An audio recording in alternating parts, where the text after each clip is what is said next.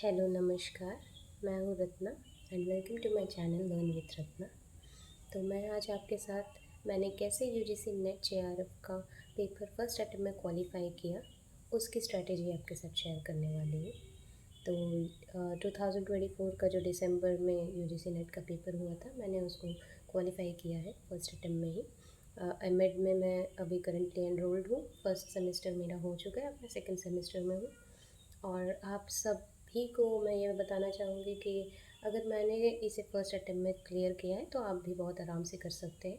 काफ़ी टफ नहीं होता है अगर आपका कॉन्सेप्ट क्लियर है तो। बाकी तो इसे टफेस्ट पेपर में से माना जाता है एक आध, पर अगर आपका कॉन्सेप्ट एकदम क्लियर है तो आपको इसमें कोई परेशानी नहीं होने वाली है। मेरा जो सेकंड पेपर था वो एजुकेशन है। मैंने बीएड किया हुआ है, अब मैं एमएड में हूँ। तो मैंने क्या स्ट्रैटेजीज़ फॉलो की थी और आप कैसे इस पेपर को क्वालिफाई कर सकते हैं, इसे जल्दी से आपके साथ मैं डिस्कस कर लूँगी। तो फर्स्ट थिंग है कि आपको जो है कॉन्सेप्ट क्लियर होना चाहिए। मेरा जो कॉन्सेप्ट, मैंने कॉन्सेप्ट का पूरा जो बेस बनाया हुआ था अपना, जो लर्निंग का मैंने फर्स्ट स्टेप जिसे मैं कहती हूँ वो है बीएड की नोट्स। और सीटेट के लिए जब मैं प्रिपेयर कर रही थी वो मैंने क्लियर कर रखा है फर्स्ट अटेम्प्ट में। तो सीटेट की जो नोट्स थी मेरी, वो मुझे बहुत काम आई है। जब आप अगर शुरू करेंगे प्रिपरेशंस तो आप भी अपने बीएड की नोट्स और जो सीटेट की नोट्स थी उससे शुरू करें। अपना पूरा कॉन्सेप्ट क्लियर रखिए और जब वो क्लियर रहेगा तभी आप जो है आगे बढ़ सकते हैं। तो first is that your concept should be very clear.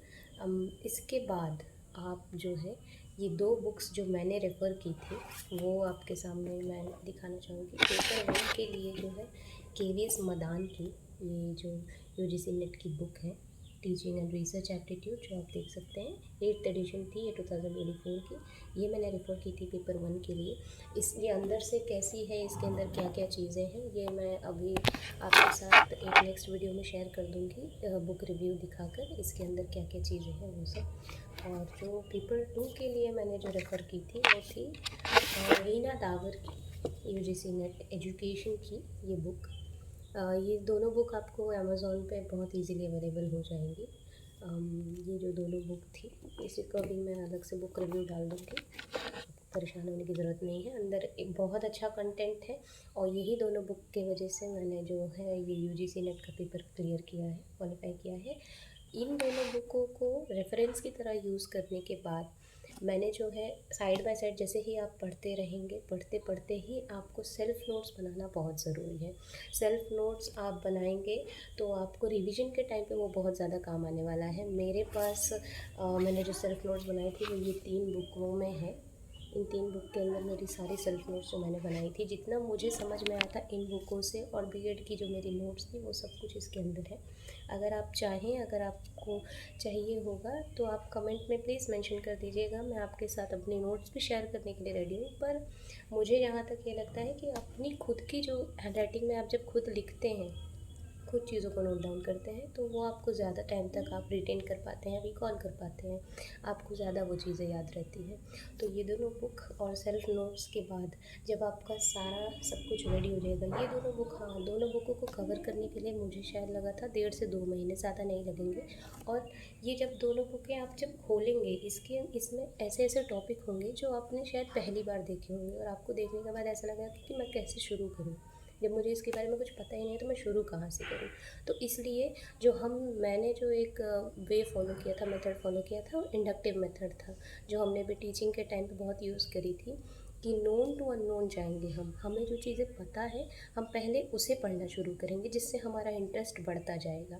तो मैंने भी यही मेथड फॉलो किया था। जैसे कि इसमें अलग अलग चैप्टर्स हैं जो सीडीपी में हमने पढ़ा था बीएड के टाइम पे, जो अलग अलग थियरीज़ थी, साइकोलॉजिकल थियरीज़ थी और फिलॉसफीज़ थी, अलग अलग आइडियोलॉजीज़ थी, उन सब से शुरू करते हुए जो रिसर्च मेथडोलॉजी है वो एकदम न्यू है, तो उसको हम बाद के लिए रखेंगे। पहले जो हमें चीज़ें पता है वो पढ़कर हम एक इंटरेस्ट जब बना लेंगे, तब हम आगे जो अननोन टॉपिक्स हैं उसकी तरफ बढ़ेंगे।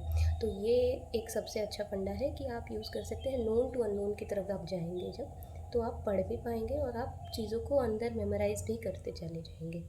तो आप के साथ मैंने 3 स्ट्रैटेजीज़ शेयर करी है कि सबसे पहले तो आप अपना कॉन्सेप्ट बनाइए जो आपकी बीएड वाली नोट्स और सीटेट वाली नोट्स से बन जाएगी। जो आपका बेसिक चीज़ें थी अपने बीएड में, जो शायद अगर आपने रेगुलर क्लास नहीं ली होगी तो आपको वो सारी, अगर आप मतलब अगर आपको चाहिए मेंशन करेंगे आप कमेंट बॉक्स में, तो मैं आपको जो टॉपिक में आपको प्रॉब्लम हो वो टॉपिक्स भी मैं आपके क्लियर करवाते चलूँगी। उसकी टेंशन मत लीजिएगा। फिर आता है कि आप नोन से अननोन की तरफ पढ़िए, और ये दोनों बुक मुझे बेस्ट लगी थी। बहुत सारा रिसर्च करने के बाद मैंने ये दोनों बुक ली थी और काफ़ी हेल्पफुल रही मेरे लिए। और सेल्फ़ नोट्स तो आपके लिए बाइबल की तरह है। आप सेल्फ़ नोट्स आपके लिए बहुत ज़रूरी है। सेल्फ़ नोट्स आप जब बनाएंगे रिवीजन के टाइम पे आपको सबसे ज़्यादा वही काम आएंगे। और फोर्थ चीज़ है कि एक्स्ट्रा एफ़र्ट्स सबसे ज़्यादा ज़रूरी है।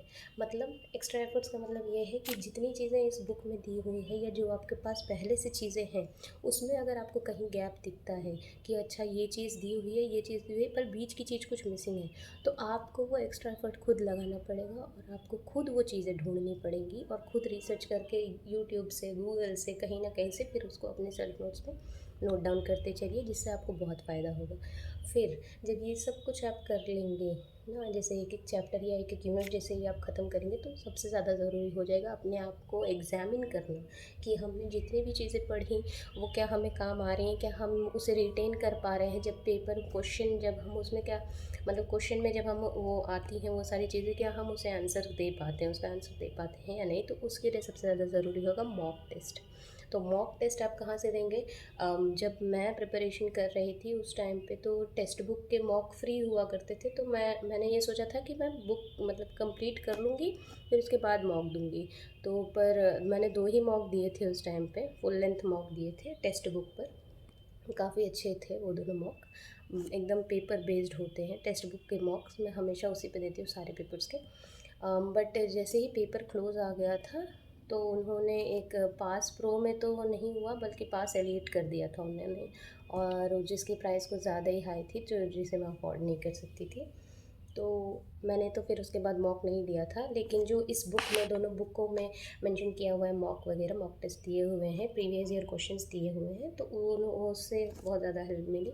और ये चीज़ है कि इन दोनों बुक्स के अंदर हर यूनिट के पीछे, हर चैप्टर के पीछे आपको क्वेश्चंस देखने को मिल जाएंगे। तो जैसे ही आपका एक चैप्टर कंप्लीट होता है, आप तुरंत उसके क्वेश्चंस दे सकते हैं, जिससे आपको ये पता चलेगा कि आपको कितनी चीज़ें समझ में आई हैं।